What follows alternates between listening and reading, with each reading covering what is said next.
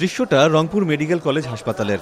বাংলাদেশের প্রেক্ষাপটে বিছানা ছাড়িয়ে মেঝেতে কিংবা বারান্দায় রোগী থাকার ঘটনা খুবই সাধারণ, কিন্তু হৃদরোগ বিভাগে এভাবে বারান্দাতেও রোগী থাকা কিছুটা উদ্বেগজনক তো বটেই।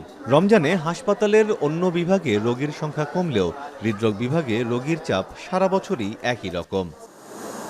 সুনির্দিষ্ট কোনো গবেষণা না থাকলেও চিকিৎসকদের অভিজ্ঞতা বলছে, গত 10 বছরে রংপুর বিভাগে হৃদরোগে আক্রান্ত রোগীর সংখ্যা বেড়েছে প্রায় 50%। কোনো কোনো বছর এই পরিমাণ বেড়েছে 70% পর্যন্ত। পুরো রংপুর বিভাগে সরকারিভাবে রংপুর ও দিনাজপুর মেডিকেল কলেজ হাসপাতালে চিকিৎসা দেয়া হয় হৃদরোগের। এছাড়া বেসরকারিভাবে আরও 2-1টি হাসপাতালে চিকিৎসা দেয়া হলেও তাদের সুযোগ সুবিধা কম।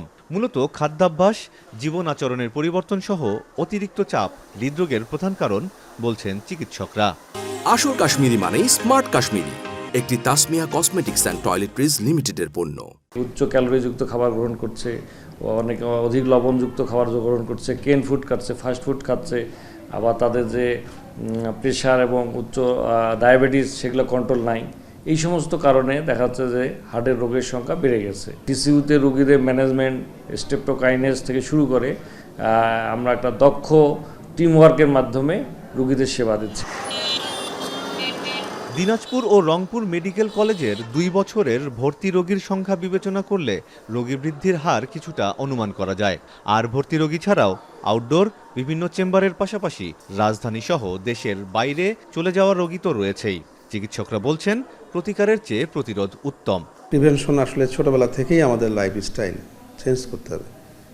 যেমন রেগুলার ফিজিক্যাল এক্সারসাইজ, বাচ্চাদেরকে সেইভাবে ট্রেন করা। এখানে কার্ডিয়াক সার্জারি নাই, সেই কার্ডিয়াক সার্জারি ডিপার্টমেন্ট খোলার ব্যাপারে আমাদের মাননীয় মহাপরিচালক শিক্ষা উনি উদ্যোগ নিয়েছেন এবং কয়েকটা টিমও বারবার এসেছেন। আমরা এই ব্যাপারে আমরা উদ্যোগী হচ্ছি।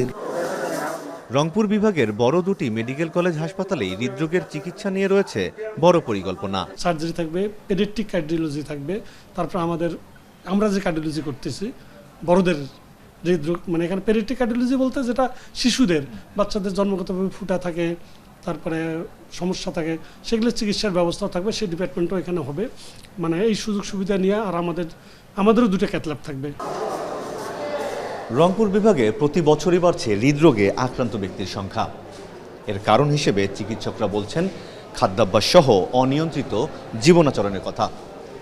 এর পাশাপাশি আরেকটি বিষয়ে উল্লেখ করছেন তারা, সেটি হলো প্রয়োজনের অতিরিক্ত চাহিদা।